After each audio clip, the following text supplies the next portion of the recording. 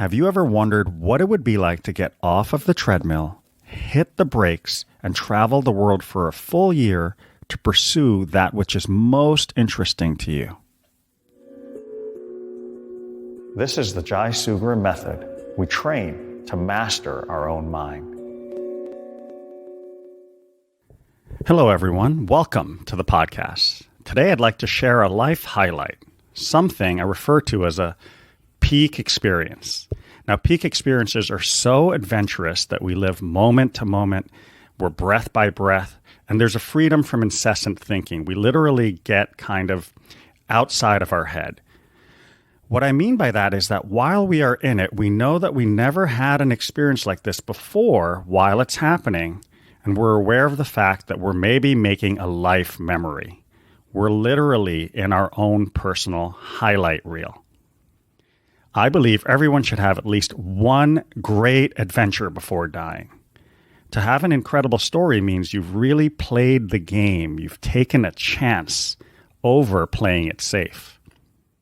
A big adventure can always be reflected upon over and over from different angles and with perspective, which is exactly what I'm doing today. It's another jog down memory lane to see how the past has prepared me for the events of 2021.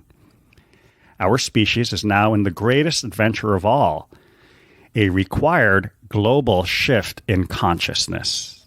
These are exciting, exciting times. There are 5 elements or characteristics to a great adventure. These 5 traits are going to be evident in the tale I share with you. The 5 elements of adventure are: number 1, embrace the unknown. If you're going to a new country with a book bag on your shoulder, there's a lot that's planned, but a lot that's not planned, and anything can really happen. So embracing uncertainty or the unknown on a big adventure is kind of important for your headspace. So getting used to that and breathing into that space can unlock a lot of kinetic energy and potential openings. Number 2, you have freedom from your identity. When you arrive in this new place, who knows you? How are you going to tell your tale of who you are and where you're from? You don't have to stick to the usual story or the ways you've been pinned by your family and friends and loved ones. You can literally let go of the trappings of your identity and explore what might be under that identity. And in this way, a great adventure or a big trip is an opportunity to look at yourself from another perspective. Another feature of adventures is to be ready. Be ready to meet unconventional teachers in unconventional places. I met masters of the universe, guys and girls who knew the secrets of creation in the most unusual of places. It could be at a roadside eatery, and the person serving me knows the meaning of life. A mechanic on the side of the road in a deep squat telling me about moksha, liberation, and karma, action, and how to be free from suffering. It's absolutely shocking where you will meet some of your teachers.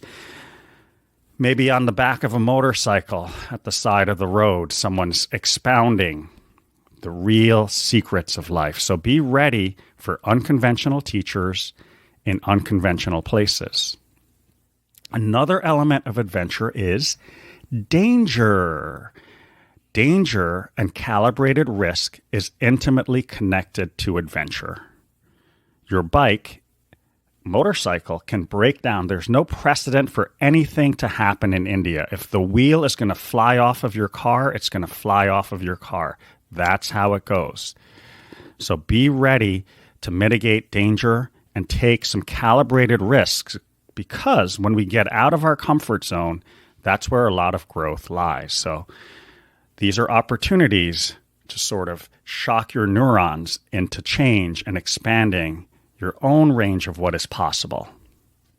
Another feature of adventures, or what I call adventure elements, is to trust. learn to trust the universe, God, or your own higher self. Learning to trust allows you to have your foot in one rock while you step to a new place and you're searching for your footing in the new place. You are literally going out into the unknown and having some faith that you're going to make it, and this is unfolding as it should, is a useful space mentally to embrace. Now, by sharing this personal story, I hope to make you smile and trigger thoughts of your own adventures from the past, or to inspire you to pursue a dream trip of your own or a wild fantasy at some point if the door opens and gives you the opportunity to plan and execute the type of trip I'm going to share with you. My personal imagination started to open in 2012 when I made a TV show on the Z Living Network that aired in 96 million American homes. The 65-episode show I wrote and starred in gave me a healthy payday all in one shot to make this dream of mine possible. Now, as my parents would have wished, I could have put a down payment on a house or done something super constructive, haha, in air quotes, like that. But instead, I planned out a dream trip as I started to peer ahead into 2013. I chose to construct an experience I would never forget. And the reason for that is very specific. You see, I'd been yearning for a longer trip to India for years. My previous journeys were 6 weeks long, and at the 6-week point, in India is just when you're settling in. You're just getting used to the culture because it's so different from the American headspace. Things are done differently. The traffic flows differently. The food is different. The people value different things. For example, in the Western society, you see people scantily clad all the time. In India, chastity is a great virtue, and they tend to cover themselves up, except in parts of India like Goa, where I visited to start this journey.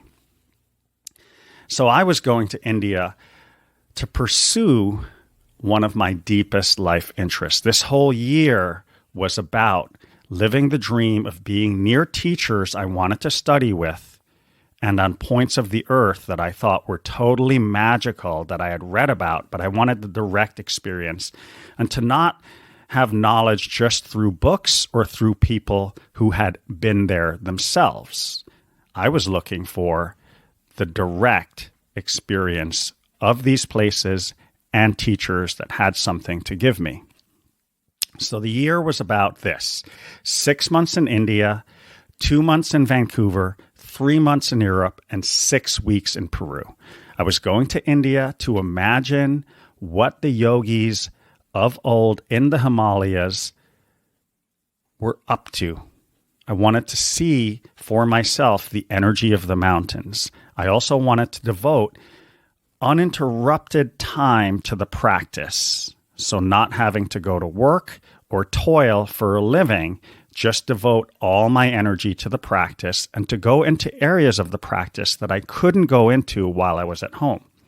This year was also about being immersed in nature and also being in Peru to see what the original shamans were up to in the jungle, to imagine, to let my mind open up and to see what they were looking at directly as they created the plants that would facilitate altered states and medicines that would create healing in the people who drank the medicines. So my deepest interest at that point in my life and to this day remain yoga and shamanism, and to reconnect these two arts that people think are different.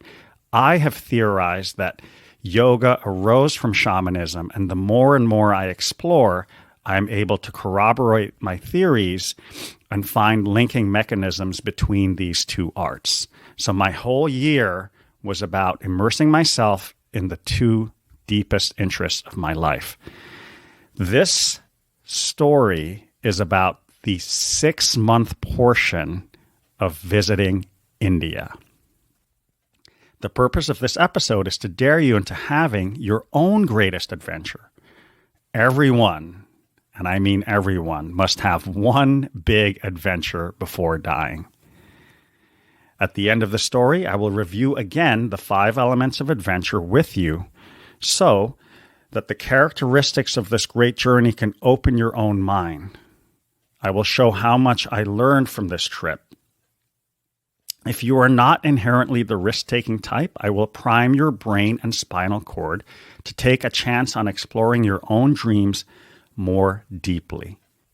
Moving seamlessly from one place to another while being guided by the sound of my own heart beating is how I would characterize this trip to India and being fully immersed in the practice I loved. You see, I did not have to work for money, and I surrendered completely to the flow of the universe, moment to moment. Anyone listening to this podcast can manifest what I have done. I consider myself blessed, and I stay away from the word privileged. My parents once had only $26 to their name, and I was a guy that graduated college with a large tuition debt that eventually I paid off by chipping away at it slowly over 6 years. I realize now that I had absorbed the incredible work ethic of my father, a very disciplined man who led by example. I inadvertently learned how to make things in my imagination real. And I encourage you and say, with focus, devotion, and being born a citizen in a free market system, you can accomplish almost anything. All you have to do is take that first step by opening your imagination, feeling the desire in your heart to change, and taking the first step. The rest will manifest if your heart and thoughts are in the right place. You are literally a reality-creating machine. So why did I choose India? What was my mental framework going into the trip? First of all, I wanted to be where 1 billion people resembled me. At home in New York, I was an Indian blending into the world of the rich and famous, kind of belonging and kind of not. I wondered if I was truly just a servant to the rich. Maybe my education and intellect bridged the gap, but I wanted to know my own genome better. I was trying to feel what it was like when my Jewish friends from New York came back after visiting Israel. They always had a deep appreciation for their roots, customs, and own origin story. And in some way, I found that really intriguing. Also, India is where yoga comes from, and I wanted to see if Indians valued the practice of asana in the same way that Westerners were obsessed with it. You see, in the West, starting with the body is an original good point because we're so glorifying the body all the time in advertisements, film, and the way we dress day to day. We expose more of our bodies. And so beginning to use the body as a tool to enhance and focus our awareness and consciousness is a practical means. But I had heard that Indians throughout different states in India didn't value asana as much. And I wanted to see what other aspects in the yoga toolbox the actual on-the-ground, day-to-day living Indians practiced the most. And I respected my method of using the body, which is why I chose to start at an Ashtanga yoga shala at the beginning of my trip. I went to India because I was also running away from something. You see, that TV show I made hired 6 PR agents, a personal assistant, and a social media manager to help make me the next big thing in yoga. I was going to be explosively famous, but in my heart, I knew I needed to go deeper and purify certain things that were agitating me inside. I had some deep, dark secrets that I wanted to work out or surrender or burn off in the fire and the heat of an uninterrupted practice. I felt that if I stayed there and embraced the fame, I would be fraudulent. And I wanted to be the flame more of what the practice is capable of doing. I knew inside I needed to forge the steel that I was into a sharper sword so that I could make more specific choices and discern how to behave on the day-to-day path of living yoga and living my spiritual awareness. By listening to my heart, I was embracing the unknown. I told myself inside that it would all work out, even though I had only planned the beginning 3 months of a 6-month journey. So I listened to my heart. I threw stuff in a book bag. I got the visa. I bought a plane ticket. And then I touched down in New Delhi, boarded a transferring flight, and got to Goa. Now, India is a crazy, zany place. Rules, order, chaos, anything can happen, and it's all moving 1,000 miles an hour if you're used to the order of the Western world with stoplights and people being obedient and listening, and the flow in the West is much more structured than the flow in India. So that's the first thing you'll notice is your eyes will pop out of your head. Before you cross the street, you have to look 5 ways because you could get run over by a scooter. If you've been there, you'll know what I'm talking about. And while you're crossing the street, you might meet a goat, a chicken, or a sheep, or a cow, and they're all in the mix with traffic. And you have to navigate this space when anybody's going in any direction. You know, it's very disordered and chaotic until your nervous system gets used to it.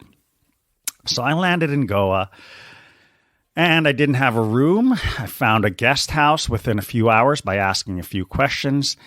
And let me tell you something about Indians. They'll haggle with you for an extra buck. Everything is negotiable. There's an Indian price for your coconut drink or your smoothie, and then there's a Western price. That extra $1 is 56 rupees and buys a whole bag of rice that can feed a family of 5. So the haggling is normal. Know that when that haggling is over, these are the nicest, kindest, warmest, loving people on the planet. I can't tell you how many times I've been taken in and fed and cared for by complete strangers who were sweet as pie. But that $1, you'll notice, is always going on. That extra $1 for the cab ride, the extra $1 for your meal, the extra $1 for the garment. I chose, while in India, to not over-negotiate and be a little more charitable and, let it slide. I let it slide because I didn't want to be fiercely negotiating with someone who needed that buck, who truly needed that buck. So Goa is a very beautiful place. I would say it's one of the last hippie towns on the face of the earth. I went to Ralph Nugent's Shala to practice Ashtanga yoga, and it's set in this weird place that has parties. You may know of Goa Trance, which is this like really wild electronic music. And they have these huge raves on the beach. They have cafes. Hash is smoked openly, sold openly, and people are scantily clad. This is one of the few places where women can ride around India on a bathing suit with their hair flowing without a helmet, and nobody bats an eye. Goa just happens to be where people from all over the world, Australia, Germany, New York, Paris, London, all the great cities, people know Goa is a place where you go to let your hair down and party a little bit. But here we have this beautiful Ashtanga Yoga Shala where the masters of yoga, the level of practitioner is so high. I want you to imagine being interested in martial arts and then going to a convention where only black belts converge to take the practice deeper and further. So the people that are attracted to Ralph's Shala have a previous established level of devotion and commitment to their practice and are coming for more of an immersion and more of a place so they can rest and train deeply and make gains that are harder to make while they're at home. So personally for me, part of my practice, I was transitioning from mastering the primary series, the beginning series of Ashtanga Yoga, which 95% of the people who practice Ashtanga Yoga never really finish. They finish half of it. So that's just to tell you how difficult this style of yoga is, because it opens your body in a sequential order. You see, when you master one pose, You then get the next pose given to you in order by your teacher, and that pose is the prerequisite for the next one. So your body's constantly being opened in order. And I was starting to study for the first time extremely deep back bends. And the key posture to mastering the intermediate series for me, which is the series of teachers. If you want to teach yoga, particularly Ashtanga yoga, which I was starting to teach at this time, one must master the back bends in the intermediate series. And the hardest posture I've ever studied in my life was Kapottasana. It's a deep back bend that requires real mobility at the shoulder and thoracic spines, thoracic area of the body. So I had to literally transform. I had to change my body while I was in Goa. So imagine practicing this austere, disciplined art set in this freewheeling, summery, paradise, beach-oriented environment with raves and parties and hash and beer, which is not characteristic of most of India. Most of India, people cover themselves up and don't use alcohol and just practice their staying alive, surviving, and worship. It's a very, very spiritual place where it's like a spiritual marketplace. You have Buddhism, you have Christianity, you have Jainism, you have Vedanta, you have the teachings of the Bhagavad Gita. It is literally endless, the amount of spiritual knowledge flowing in many different angles from many different traditions. It's literally on and on and on at the spiritual supermarket, and you can pick and choose, or you can go deeply into one thing. So I was here to explore the Vedic teachings as they are filtered through yoga. Now, the Shala is a very beautiful place. The Shala is the practice house, and it's basic. It's not like the places that are fancy that I'd been used to studying in the West. You know, you have a roof, and you have a concrete section, and you have a cow dung section.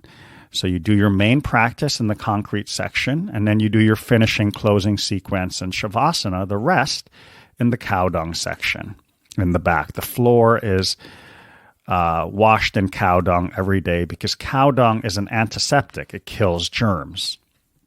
And the Indians know that, so they always, in the base of the house or parts of the house, they use cow dung to wax and wane the floor to purify the energy. So the Shala is very beautiful. My start time was 5:45 a.m., so I had to be. Rolf assesses you. He asks, who is your teacher? And I told him, you know, my teacher in New York was Eddie Stern, and they had a good connection and a high level of mutual respect. So I was in the first batch of students starting as early as the Shala opened. And I got that time, and I did a 2-hour practice daily, and I broke down that posture, Kapottasana, and did exercises that Rolf's wife, Marcy, taught me to open my shoulders so that I can move forward when they thought I was ready to master Kapottasana and then get the postures after Kapottasana. Now, Rolf is the world's sweetest guy. I chose him over Sharat Joyce because I had studied with Sharat. And one characteristic that I focus on before going really deep with a teacher is, does my energy submit to this teacher? Does my energy humble itself? And I didn't have that connection in the times I had met Sharat. And when I looked into Rolf's eyes, there was a gentleness, there was a sattvic nature. The practice had transformed him from a guy who was weak and dependent on substances in his youth and being a big partier into his youth, into a really purely loving, simple, reflective, clear, calm healer. And I admired the longer arc of practice having an effect on him because that was something I was hoping would be given to me. So I felt this connection to Rolf through his students who came back to New York and described his energy and described the energy of the Shala. And I did a little reading on him. And when I actually met him, I felt that vibration. It sort of came true, and I felt the energy of trust and surrender. And I enjoyed that his teammate, his wife Marcy, had this Iyengar alignment-based approach to the body that I could also learn the subtleties of asana from.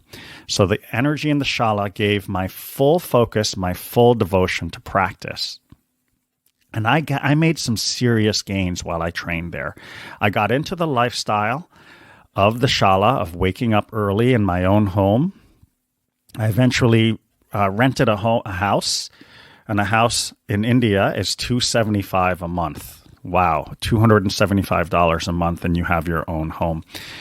So I would wake up early, take a coffee, meditate, and then be there with the early morning air, which was free of thought. You see, most people are still sleeping, and yogis wake up when people are sleeping so they can program their minds from a pure place with fewer vibrations in the air.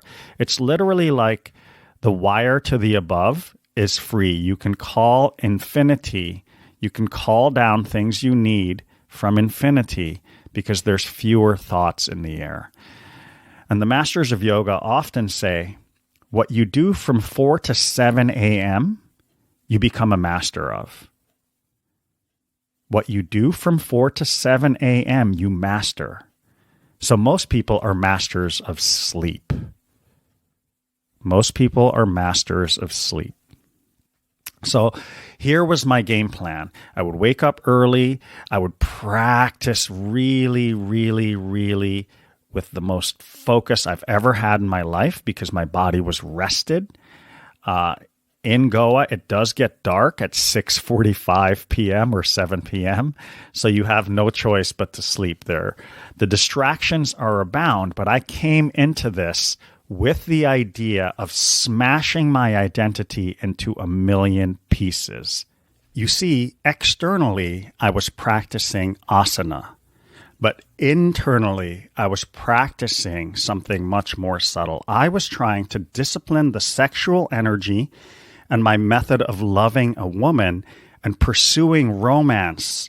I wanted to discipline seeking fulfillment externally through another. I had gained good experience with women early on in life, and I was 38 years old in India, and I was healing from a relationship in 2012 where I just gave and gave and gave and gave and gave to a woman who was very pessimistic and who looked like a good match on paper and checked out on paper, but internally while we were living together, she constantly woke up in a negative mood, and I tried every form of therapy together, holding her hand through her darkest hour. But I knew at a certain point, there was no more I could do, and I ended up walking away. And I asked myself why I chose her. I was confused. I was perplexed about the part of myself that would choose such a partner and that would have a lack of boundary. I felt ashamed of myself and wanted to heal this. And I knew that if I went to India, in Goa, and partied and met more women and got more into my sexual expression, that it would not create any insight as to why I chose this last partner. So I needed to stop the sexual flow for a little while and conserve that energy to see if any insight could come. Now, this is one of the deepest journeys of my life because, as I said, I'm a very passionate man who has had a lot of easy ways of communicating with women in a way where it builds connection, and the sexual option has been available to me my whole life. So by working on this, it was very subtle and it was very internal, and I was trying to gain something that I couldn't see in the ordinary busyness of New York. So here I am in Party Central. I ended up making friends with two gorgeous women and just being around them everywhere that we went, but not dipping my hand into the cookie jar and trying to move it into a sexual direction was something I had never really had a lot of experience with. And it was liberating, and it caused our friendship to be more engaging and more honest and raw because I wasn't trying to maneuver the situation in a specific direction. But in reality, guys, I was repressing and suppressing a very natural current in my body. Now, I'm glad I did this. Really, really glad that I was able to shift my focus out of the sexual expression into my practice. I did end up mastering Kapotasana. I did learn the entire intermediate series. My body transformed to the thinnest, most freest it had ever been. I literally mastered the root lock, Mula Bandha, and Uddiyana Bandha, and other subtleties of yoga that I was not in touch with prior to this trip. And during this time, I also developed a friendship with a woman from China. Her name, let's say, is Shelley. Now, all Easterners have a Western middle name. She had a Chinese first name, and I too have a Western middle name. I am Jaiprasad Robert Sugrim.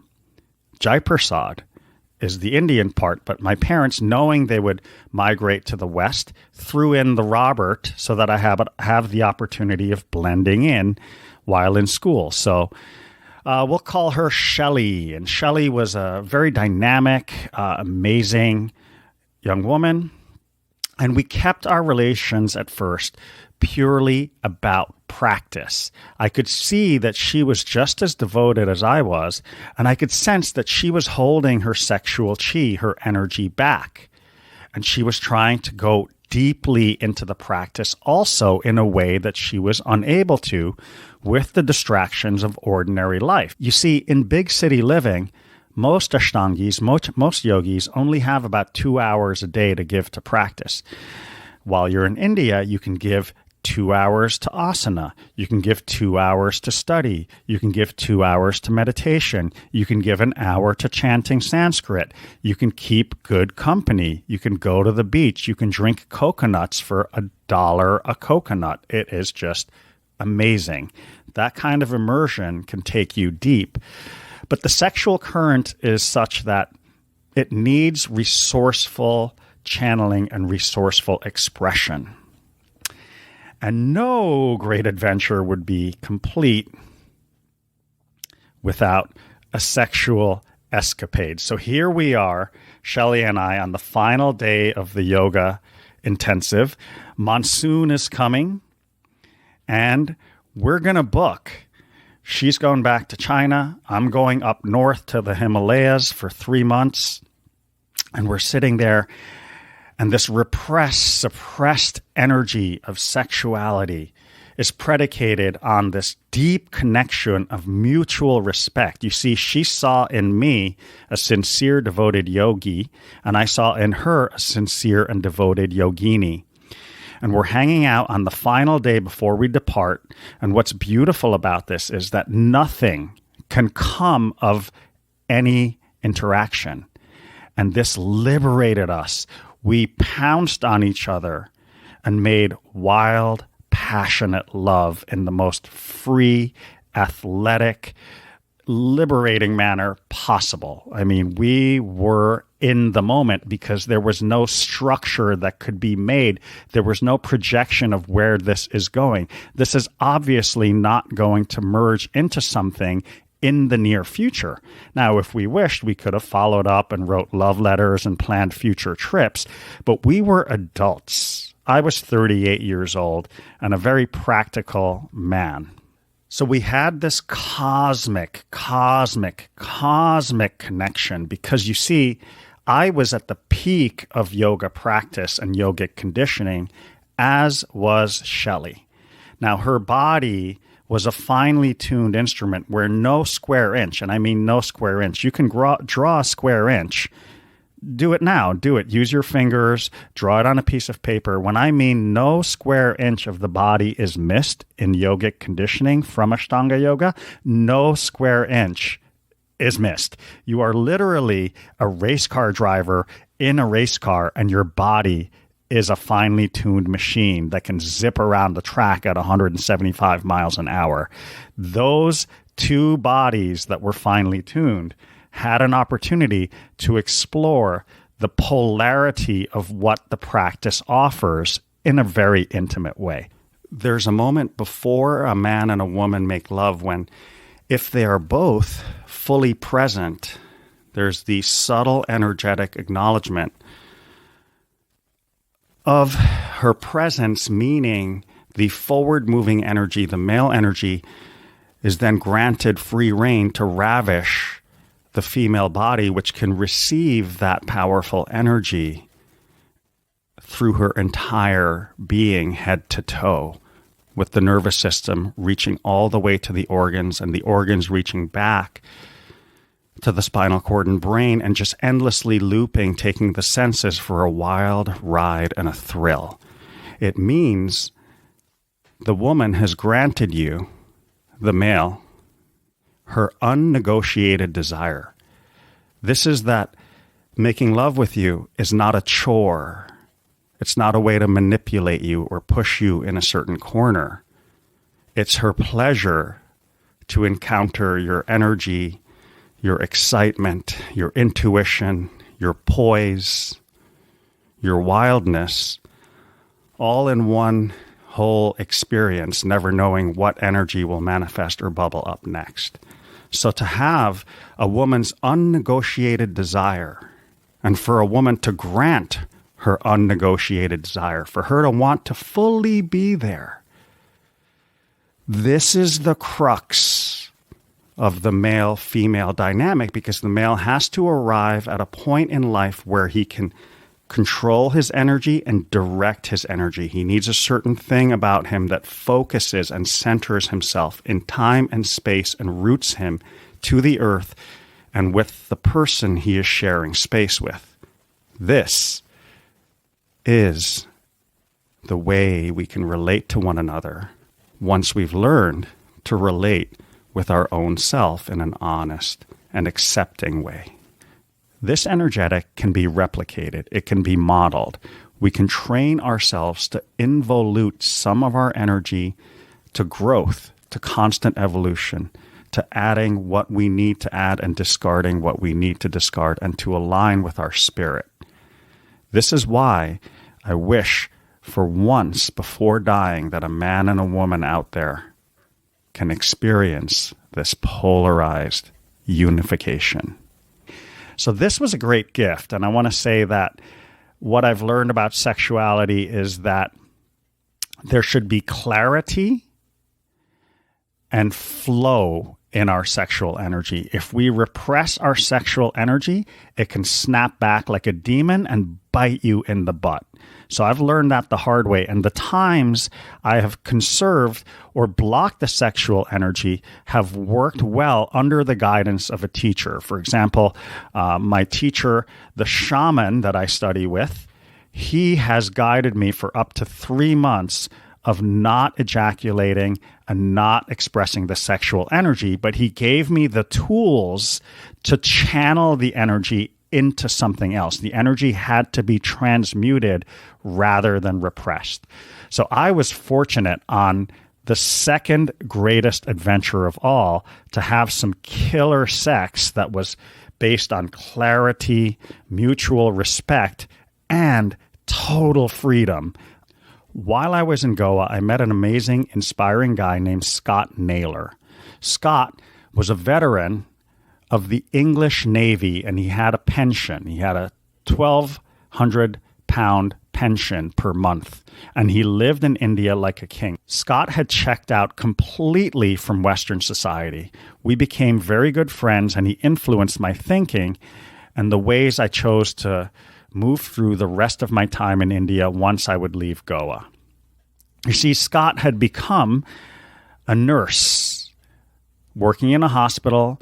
He owned a condo high up in the sky in Melbourne, Australia. He had 3 cars and he had a girlfriend, but he was miserable inside. He was miserable with the routine. He was miserable with doing the same thing over and over, feeling like he was in a Groundhog Day type of experience. And because Scott had the luxury of his military pension, and he had been a fan of India, on previous vacations, he decided that he would just hang all of it up and move to India. So the time I had met Scott, he had been living in India or the East for 8 years in a row. And this is how his trip went. He built a motorcycle, a custom-built Royal Enfield motorcycle. It was an amazing bike. And Scott would live part of the year in Goa. And when the monsoon came, he would ride up into the Himalayas and Nepal. Then he would take a break for part of the year, visit his family in England and Ireland, and then he would return and do the cycle again. And this way, he would wake up, read, talk to his friends, and his $1,200 was very comfortable for him to live. Remember, a house in Goa to rent per month is $275, and Goa is more expensive than other parts of India or Nepal. So he was really living the way he wanted to, and he had the good fortune to take a risk and be in a different culture. And he loved the Indian way. He loved Indian people. He loved Indian philosophy. So he was in a great place of joy and appreciation and living on less, but having very profound experiences and deep connections to the people around him in the communities that he had become a part of. So one day, Scott and I went on a trip, and he said, "Jai, the season's coming to an end. Why are you flying up north?" And I said, "Scott, well, I don't speak Hindi, you know. I'm one of these Indians who never learned Hindi. I was always playing sports. I grew up in the West, and I'm going to ride through 14 states by myself. I could be a victim of a crime very easily." He goes, "Jai, I've seen you ride. You can do it. I'm going to take you to the garage where the guys will fix your bike up properly, and you can do this trip." And I was terrified, especially, the kids tease me in India when I go to get my hair cut or I'm at the coconut stand getting a treat. They always walk up and they talk to me for a while, and they're like, "But sir, no Hindi. Sir, a little bit Hindi. You are looking so Indian, but no Hindi, sir? A little bit Hindi. Speak a little Hindi." And it was always them teaching me a few words here and there and me making a complete goofball of myself. And they were always like, "Wow, this guy, where on earth could he be from? He looks just like us. He moves like us, but he talks like he's in a Western movie. What the heck is going on with this guy?" It was always mysterious, and it was always funny every single time. So I felt shy about packing my belongings up on one bike and barreling through India without the Hindi on the back roads. The back roads have no signs. Sometimes they don't even look like roads. They are poor excuses for roads, and it can be very, very dangerous. And the cops along the way are very tricky because they tend to pull you over and harass you, and sometimes they'll put drugs in your bag and say, "What is this?" And we all know after traveling to India many times that the cops are corrupt, and they're looking for a little bit of a bribe so you can move on with your day. And I didn't want to navigate this alone. But Scott convinced me I could do it, and I said, "All right, fine." And I went to the bike shop with him, and I had the guys build me a 1967, they souped it up, Royal Enfield 500cc. It would have been brighter in my condition to get a brand new bike, but I went classic, and this was very dangerous and temperamental because this bike started to have a mind of its own, and it caused me to later surrender and trust the process that I was in, even though there was a bit of danger. It would have been wiser to get a new bike. So Scott convinced me, "Go ahead, Jai, you can ride up to the north by yourself." Now, this may or may not have been a bright idea, and I had a lucky turn of events happen to me. 3 days before my bike was ready for the trip, I went to take a look at the work they were doing on it. And there was a really interesting tall guy at the side of the bike shop smoking a cigarette. His name was Misha, and he was from Moscow. very cool, very great demeanor, calm, gentle, soft-spoken, kind of wise. Young fella, 26 years old, but a lot of depth in his eyes. And he loved India. He had been coming for years, and it was his holiday. And he also was planning to go up north. He looked at me and he nodded. He said, and everyone knows you have to get out of Goa as the monsoon is coming. You start to see the shops close down, the restaurants are not serving anymore, and the water at the beach gets dark because it's stirred up by the stormy seas, and the sand at the bottom starts to come to the top. So this whole paradise of a place starts to look a little crazy on those few days before the rains start. So he looks at me, Misha looks at me, throws his cigarette on the floor and steps on it and says, "You're going up north?" I said, "Yes." He goes, "My friend Raj and I are leaving together. Come have a beer with us and see, maybe if there's chemistry, we go together. It'll be safer." Inside I go, ding, ding, ding, ding, ding. Godsend. Oh yeah, I'm into that. So we meet at a cafe, we share a meal, and Raj is a really cool guy. He's a small guy who exerts his personality a lot to make up for his size. It's just his thing. And him and Misha are good friends, but they're always in a pissing contest, always trying to outdo each other, one up one another. And I know that energy because I'm 38 years old and I'm happy to be in the back and laugh at it inside, realizing I was the same way at 25. I had to try to be the leader. And here I was comfortable following these guys and letting them duke it out to be the alpha male. So it was always funny on our time together to watch them argue about who would ride their bike in the front, who would be in the middle. I was always like third. I never really cared to lead. I was just happy to be barreling through India and looking around at these incredible sites that we could stop at any point and explore more deeply because of the flexibility of our motorcycles. So we were going on this trip. And what was interesting, because I was practicing a sort of renunciation in India, I had shaved my head.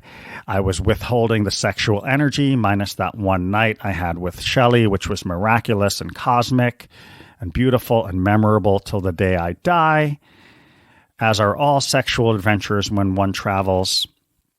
I was in a renunciation. I was practicing a type of simplicity. I wanted to down-regulate distracting energies and up-regulate adventure, which would drop my mind into the present moment. So we decided to take this trip together, and two girlfriends came with us.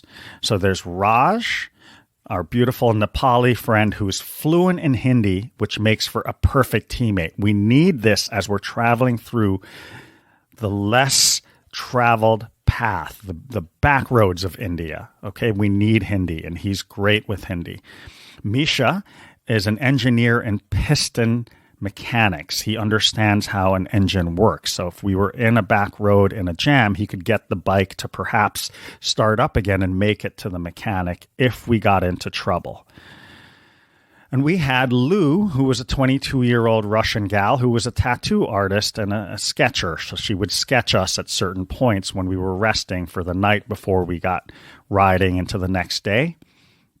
And we had Anastasia, who was a world-class photographer with a big camera with a long lens, who would be hanging off the back of her bike and shooting photos of us in high res while we're riding. It was like a really amazing thing to be part of the team with a photographer, a tattoo artist, piston engineer mechanic, and a guy who was fluent in Hindi and understood the ins and outs of the third world.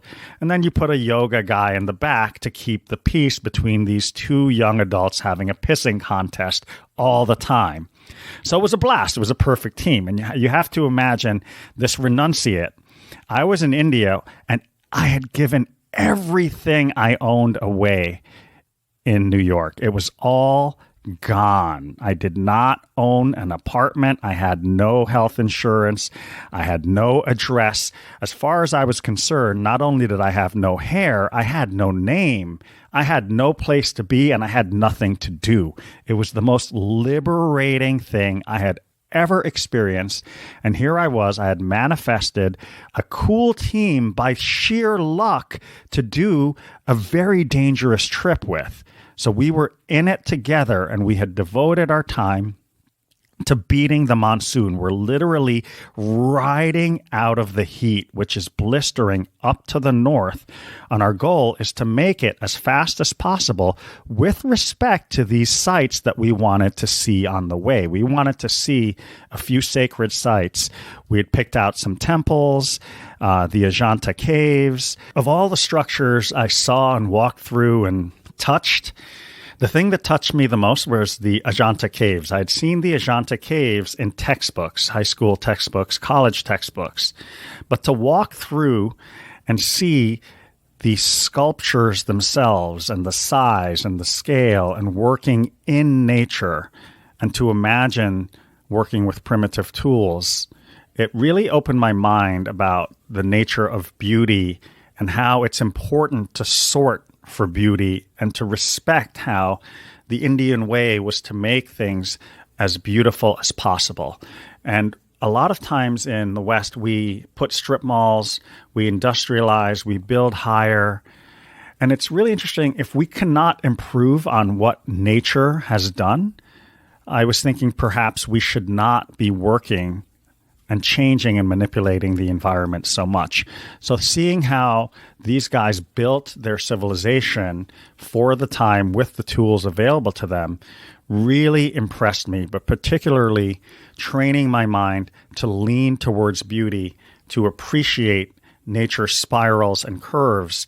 The Ajanta Caves were completely a place that stilled my mind and made me appreciate the journey I was taking of thousands of miles to be there and to take a deep breath in the presence of these artisans of the past and to feel their work coming through in the present moment with a clear message was something that really, really will stay with me forever. There was a place where we found the only Brahma Temple in all of India, which was super, super, super amazing feature of human ingenuity and architecture, and to walk up the stairs, which were endless, and get the view of an entire city of Pushkar, mind-bending. So the bike allowed a lot of flexibility, and we were off. We took off, and you have to imagine, I built boxes on our bikes. Everybody had boxes welded onto their bike, and it was strapped up, and it was like a movie scene. We would roll into towns where most of the people had never been 30 kilometers up in either direction. They had lived their whole life and existence in that small little area. And when we rolled into town, they had never seen white people before. So some of the kids were going bananas and trying to get their photos taken with Lou and Anastasia and Misha. And it was just like epic. We would barrel through this town, back road of India, where the butter is still being churned by a cow moving in a circle. Things are being done in the same way as the time of Jesus Christ as they're being done in the modern moment. Technology had not reached these places. It was super ancient, super old school. You have to imagine, India is basically 70% fields and farms. So the back roads and back towns are ancient places. So we'd roll through these towns, and it was such a scene. They would cheer for us as we rolled in. They would cheer to feed us, and they would cheer as we left. And for the most part, it was very, very charming. And the scenery of the open roads are epic. Climbing the mountain step by step on your motorcycle, absolutely epic. And the faces of these people as we rolled through the towns, welcoming us, laughing, smiling. It was pretty awesome. Now, something really crazy happened in one part. In the middle of the day, we were riding. It was, imagine Lou and Anastasia on the back of the bikes, and they transitioned from the three bikes. They took turns on which bike they would ride on. So on this day, in the middle of the journey from Goa to Manali, which is in the Himalayas, we're exactly in the middle portion of the trip. It took 21 days to get to the Himalayas. Misha is riding up front. I'm in the middle, and Raj is about 300 meters behind me. And we're cruising, riding up this mountain. And Raj barrels up to us, and he says, pull over. A part just flew off of your bike. We have to figure out what's going on before you break down. And so we all pulled over. We assessed what was happening. And there was this like bolt, a very specific bolt on my luggage rack that had cracked and snapped off. And we really needed that part because it would create a huge problem if I kept riding without this piece. But here we are on the side of a mountain in the middle of nowhere. And we're like looking at the map and we're like, okay, it's 30 kilometers back. It's 50 kilometers forward till we find a mechanic. What the heck are we going to do? And so we're sitting there trying to come to our senses and make an intelligent decision.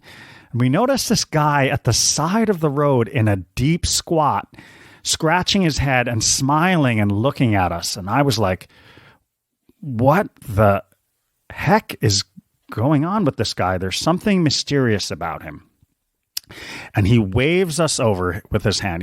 He's indicating, come over. And he doesn't speak Hindi. He speaks another dialect. India is full of multiple languages. It's almost as though each state could be its own country.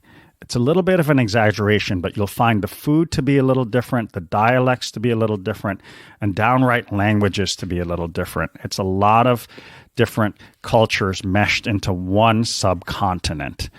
And you find that to be true when you really travel through on the back road. So this guy, super mysterious to me. I wonder why he's smiling. I just couldn't figure it out.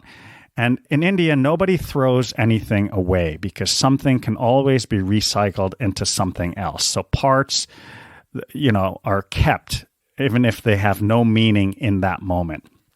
So the guy leads us through a path to a garage-looking place with what looks like piles of trash, junk, later. And he walks us over to one heaping pile of trash. And he fishes through it. There's no order to his junk. It's just piles of junk. And he reaches in and he pulls out the exact same part that I needed. And he hands it to Raj. And we're all like in awe of the situation and the timing of this part to fly off of my bike and to land where this guy's in the deep squat. It's almost like he's from the future.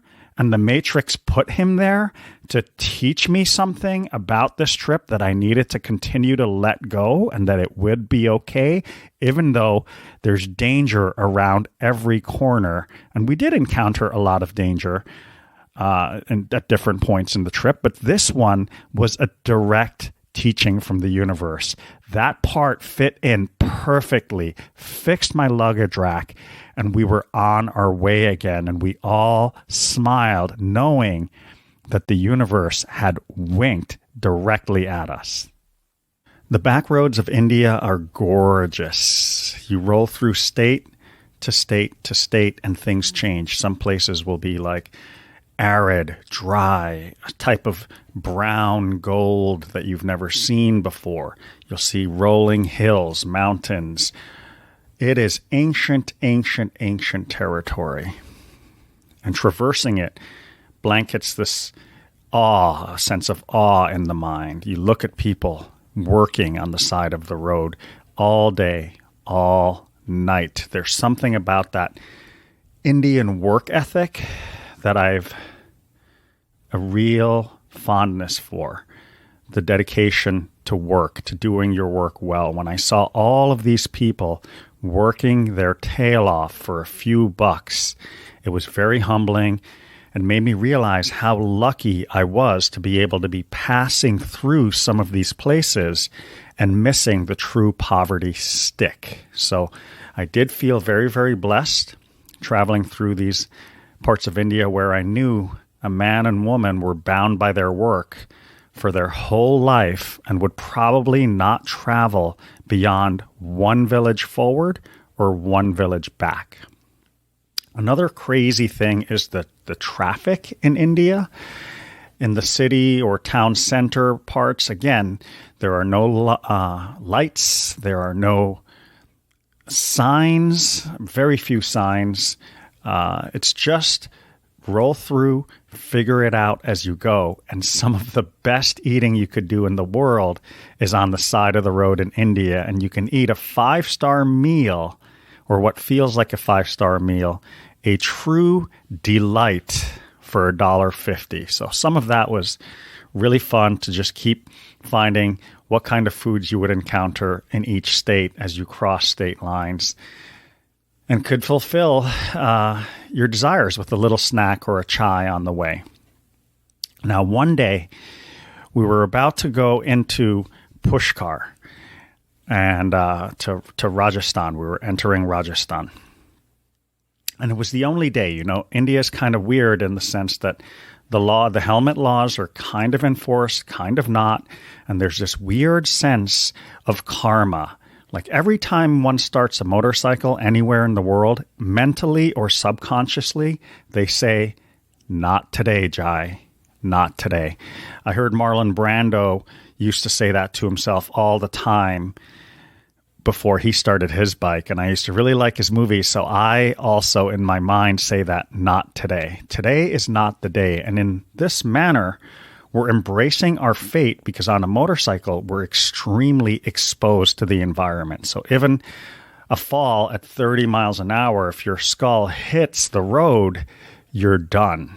But there's this freaking weird energy of most people not using a helmet. Many people don't use a helmet.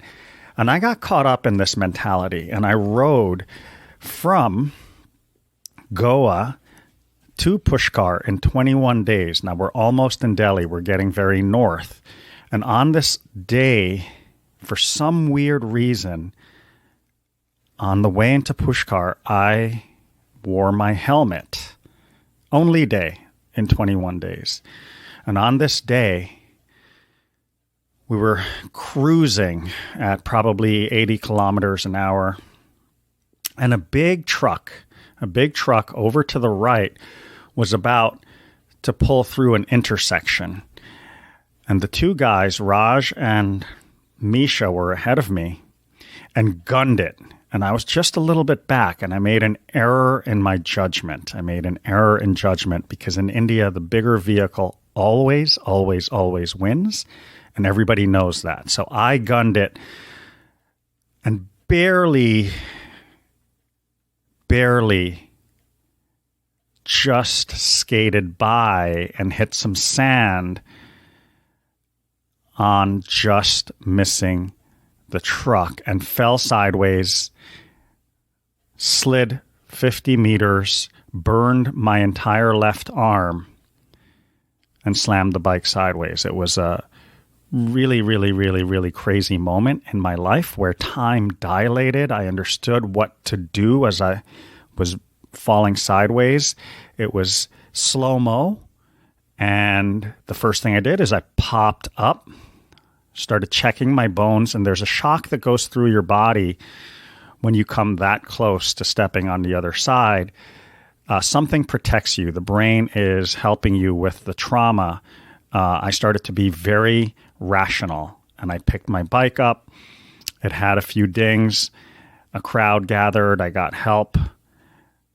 But I was most surprised that on the only day, for some reason, I got a hunch that I should wear the helmet. And the only day I wore the helmet was the day I fell. It was the only time I had a bad accident in India.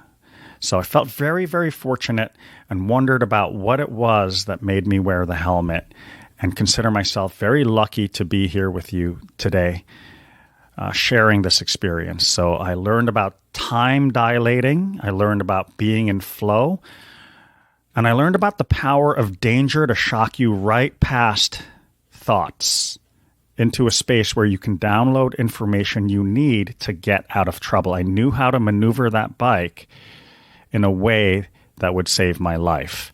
So that is a gift of danger and adventure, is clarity of mind and an altered state that maybe suggests there's more.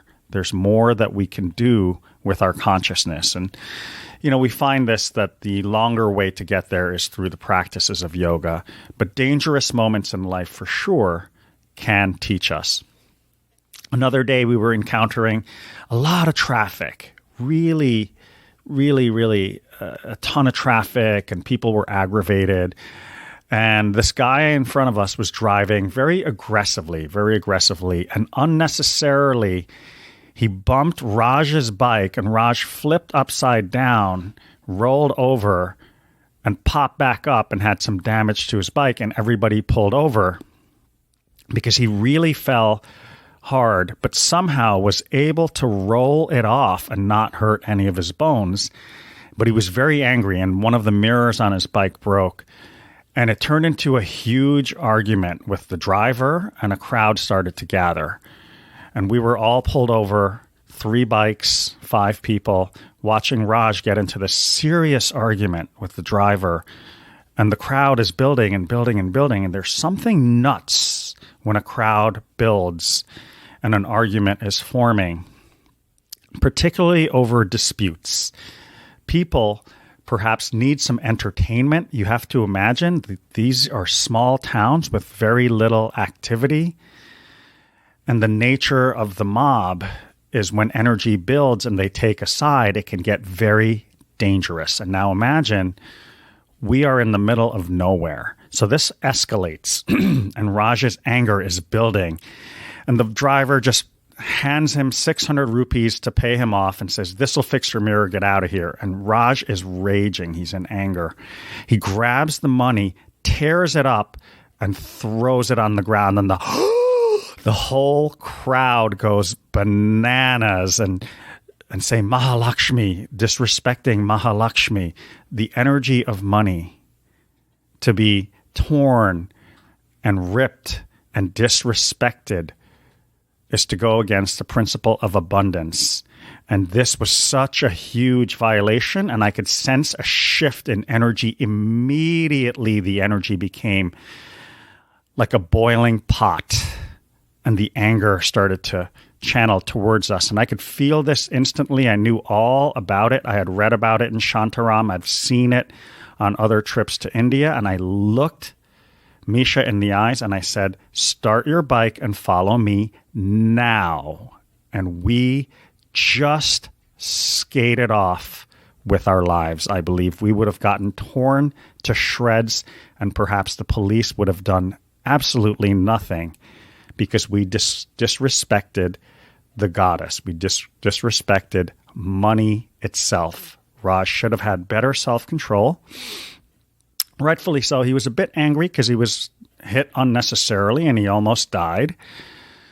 But he picked himself back up, and we counted our blessings that day when we sped off. And, we that very same day was really funny. We rolled into another town. We never knew on this trip how the day would end.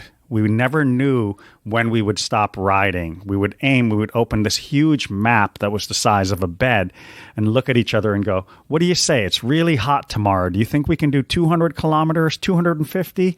And we'd lay down some bets and say, "Let's go." And we'd wind up in places sometimes at 2, 3 in the morning looking for a guest house. And one time we rolled up in town at 3 in the morning, and these guys were milking a water buffalo, and they turned around with the bucket and just turned it to us and offered us milk at 3 in the morning as if we wanted, and everybody had a good laugh. And from there, you ask a few questions and you find a place to lay your head.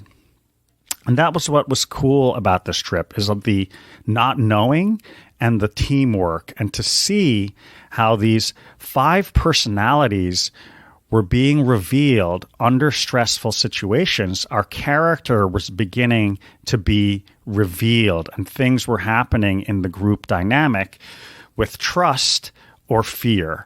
So some of the energy coming up under stress could bring us closer or push us apart, and this would determine how long we stayed together as a 5, a 2, a 3, or a 4. So it was very interesting to get to know people as you're going through the adventure of a lifetime on the road in the middle of absolutely nowhere.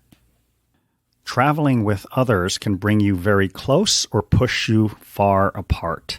So the group dynamic started to change after we left New Delhi and entered the Himalayas.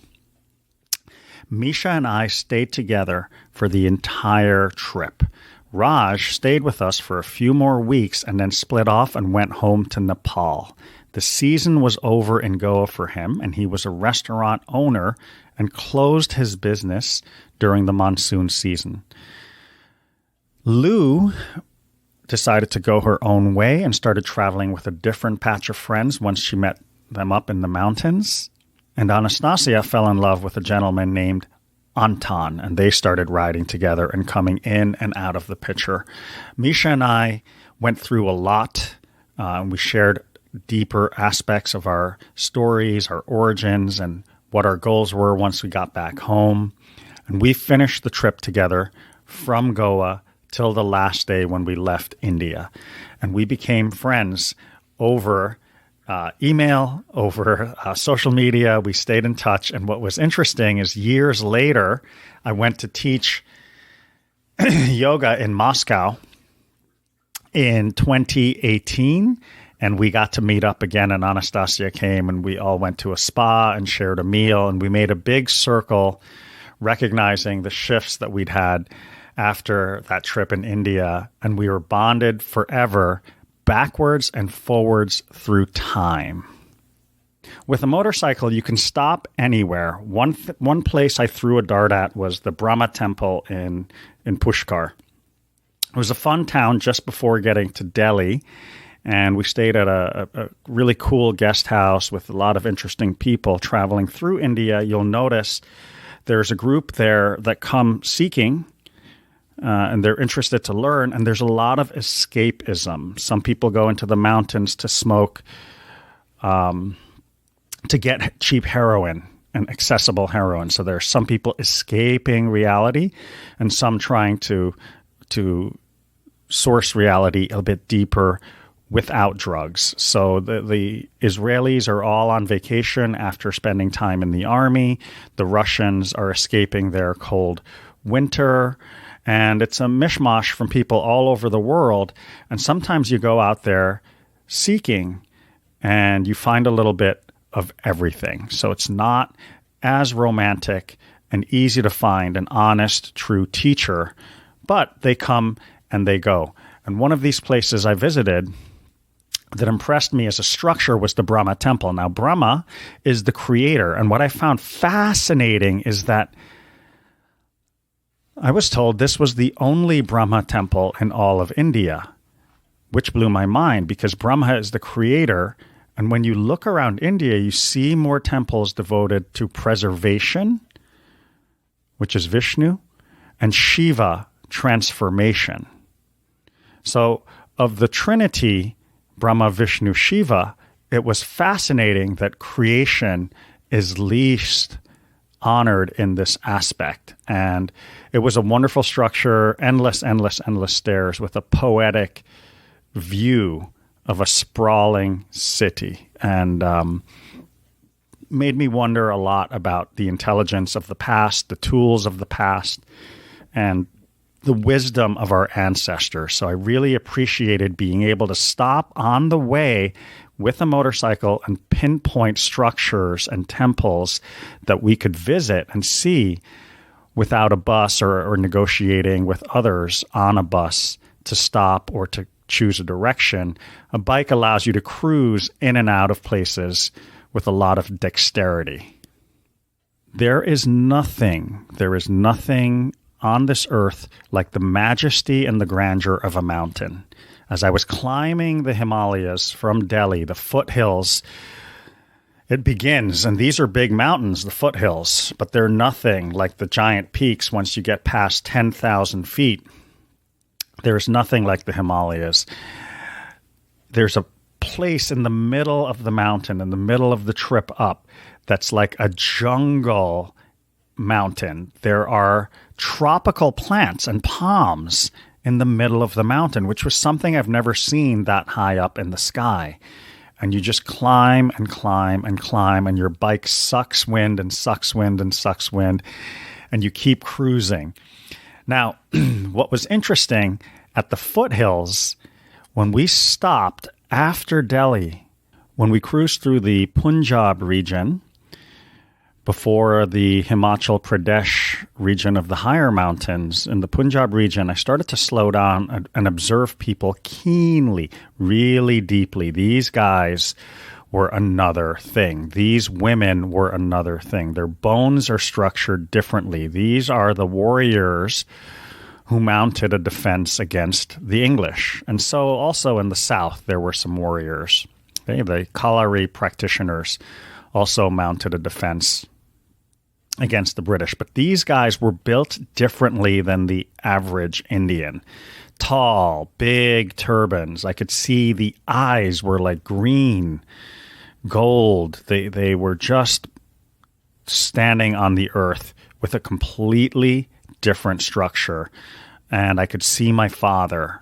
I could see my uncles, his brothers. I could see my grandmother. And I knew that this is where these people come from. This is where they thrive from. This is the energy of tilling the soil. This is the energy of farming. This is the energy of coming out stronger from adversity.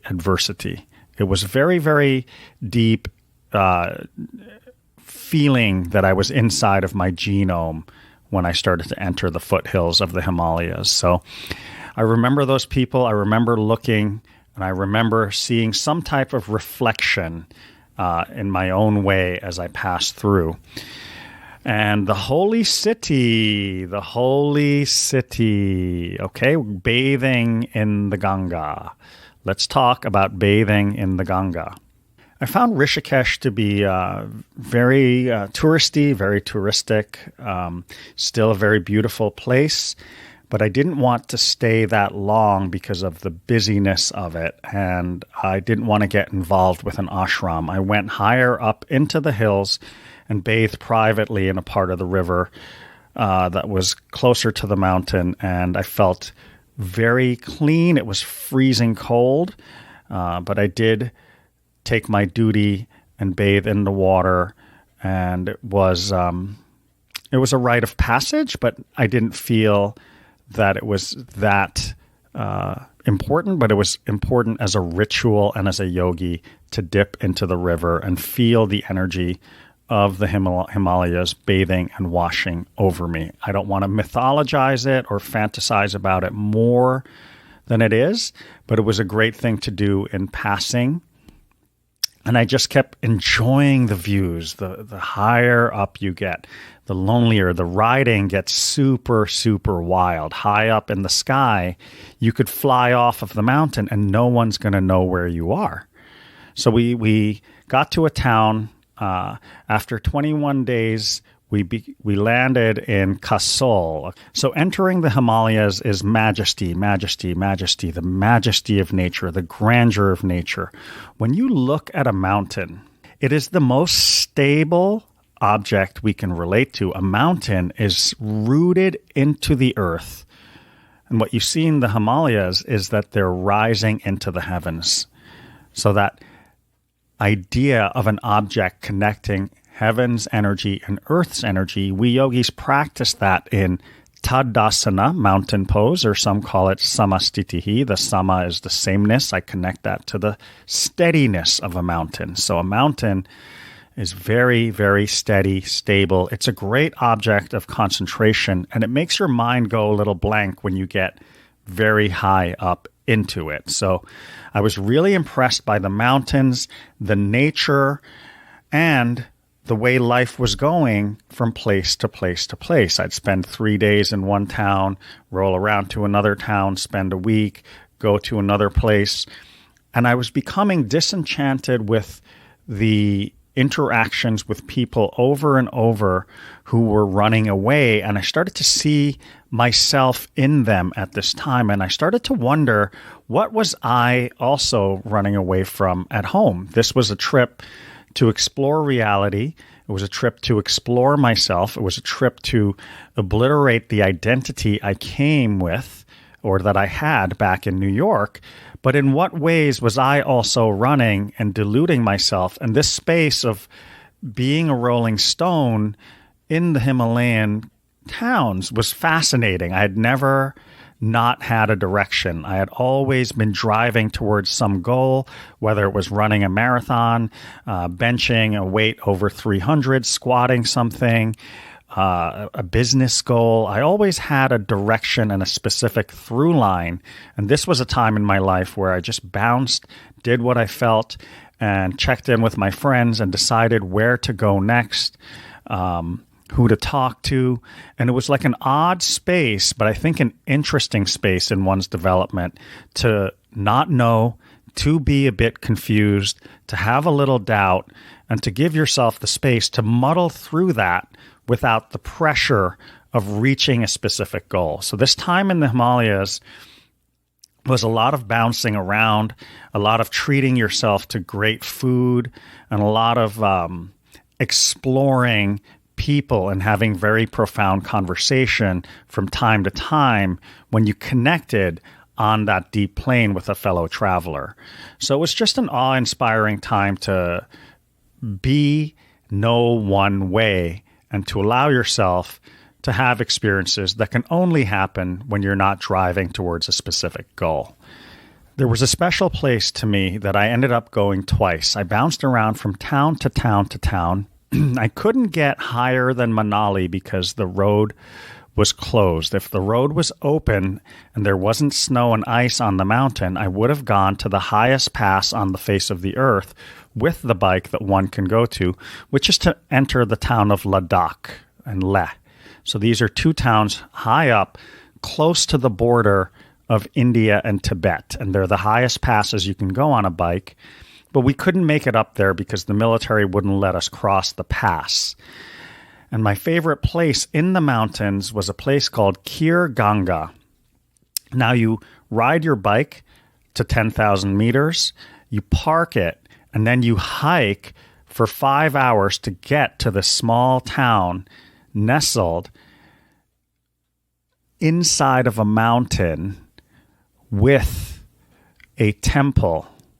Okay, a temple and a natural spring. So you would bathe every day in a natural spring.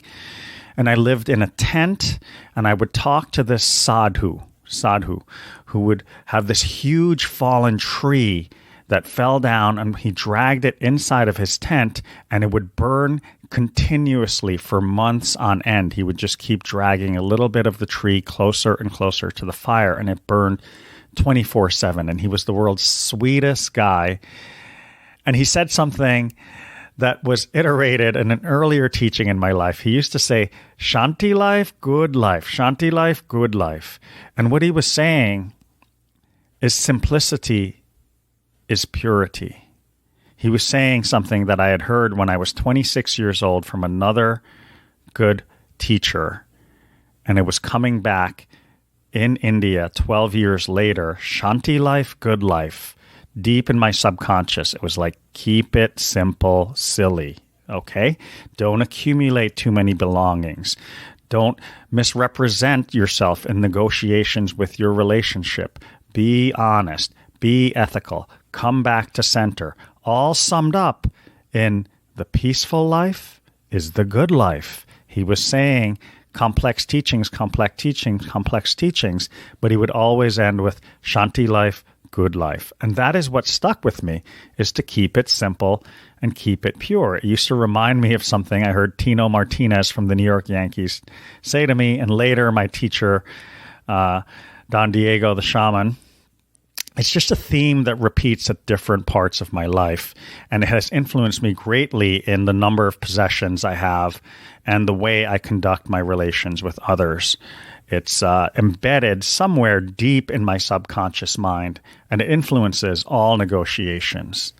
Ganga was gorgeous. It was a gorgeous time to bathe in the temple of the son of Shiva, walk the earth, look across you, and see snow-capped mountains high up in the sky. It was a time where my mind was blank, and it was a time where I got into allowing myself to just be the teaching. I didn't have to practice hours and hours a day. I just had to be the teaching and experience the flow of life while being still. So that was a great memory of being in the mountains, and it's why I went back twice. It was so purifying and so healing. The key to the Himalayas can barely be put into words, but I'll give it a shot here by saying there are chakra points on this earth, just like we can feel energy oscillating at different vortexes along our spine. Sometimes we feel an energy in the gut, in the root. Sometimes we'll feel an energy in the solar plexus telling us, should we move forward? Should we move back when we sense danger? Sometimes we can feel the energy of love or fear fill the heart or the thoracic cavity. I believe Mother Earth has these same frequencies or oscillations of frequencies. And there was something about the Himalayas that sung a special song in my consciousness. And I started to fantasize and open up to what the rishis or sages practicing yoga and seeing the Sanskrit, uncovering the mantras for the first time and beginning to do devotional practice to soothe their mind and to master creation. I had images coming up, and I sat with that, and I could feel the energy, the Gaian spirit, the masculine side, the masculine channel of the earth vibrating and pulsating. So in a way, I was appreciating the time I gave myself to just be with that vibration and to appreciate nature in a very raw, personal, one-on-one setting where nature was talking directly to me. In the mountains, you get to understand what a strong woman is. I've never seen women possess such strength, hopping from place to place on the side of the mountain, gathering firewood, carrying huge bundles and huge weights up the mountain, sometimes on the top of their head. And these women were built differently. They were agile, they were nimble, their skin was clear, even those that were further along in age. The idea of a strong woman on the side of the mountain working really hard. This is what I'll remember when I cruise through some of the Himalayas. So what were some of my gains from this part of the journey?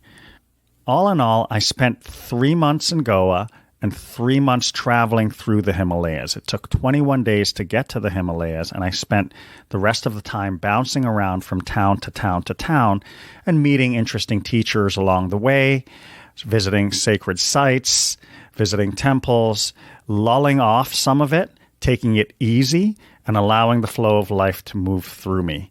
During this time, I gave myself the gift of not having a specific direction and to reflect on perhaps what I was running away from. I got to see inside of me things that frightened me, and I started to get comfortable with those things. I started to realize that the longer arc of practice, the way I saw Ralph Nugent holding himself, was a journey that takes time. And while I was traveling through the Himalayas, I devoted myself. I said, this is my path. No matter how hard it is or what kind of sacrifices must be made, I'm devoted to allowing the practice to have its effect over time. I will come back again and again and again. No matter what happens, I will come back to the practice. And I committed to effort and surrender. It was then that I understood if I only made an effort, like the energy I'd put into running marathons in my childhood, in my youth,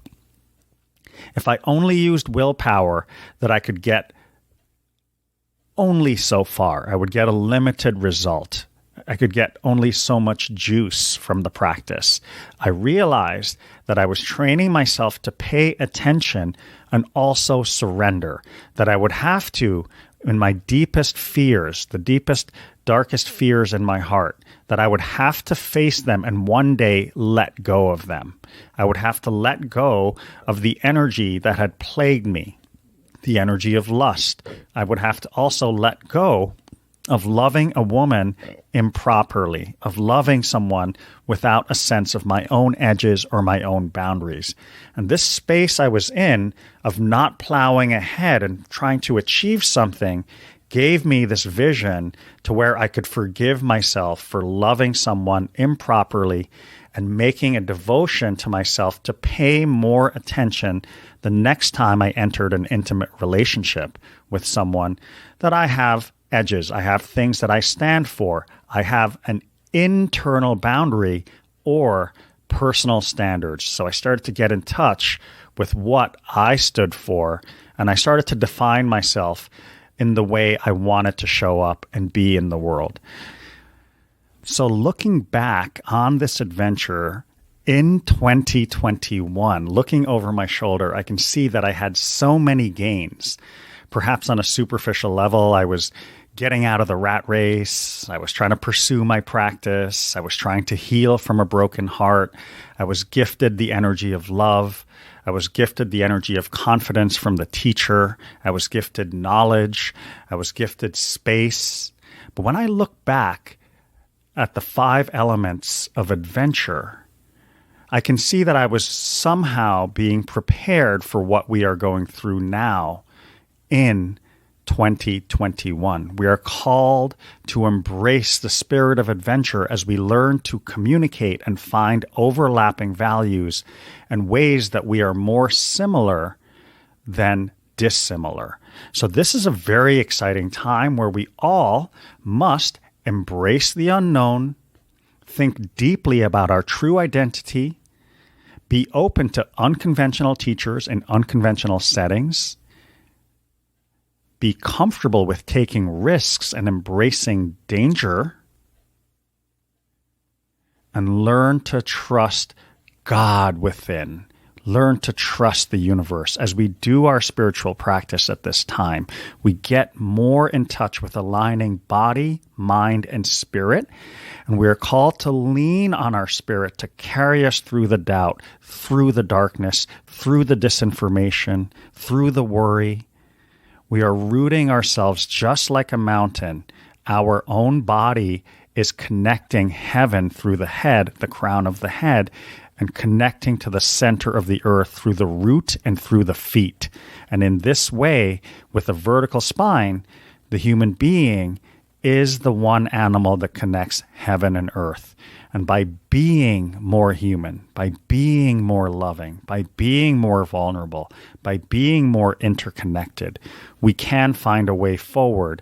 And this is an opportunity, just like a dangerous situation, when you get a download that saves your life, this is an opportunity for us to collectively get the downloads to solve our problems with the environment, our problems with nature, our problems in politics, and our problems with our economics. We can, by embracing our spiritual practice and the sense of adventure, move forward together as brother and sister. Thanks for walking down memory lane with me today, guys. If you want to learn more about my work or how to practice with me, please visit my website, jaisugrim.com, jaisugrim.com. You'll find out about daily classes, Monday through Friday, and products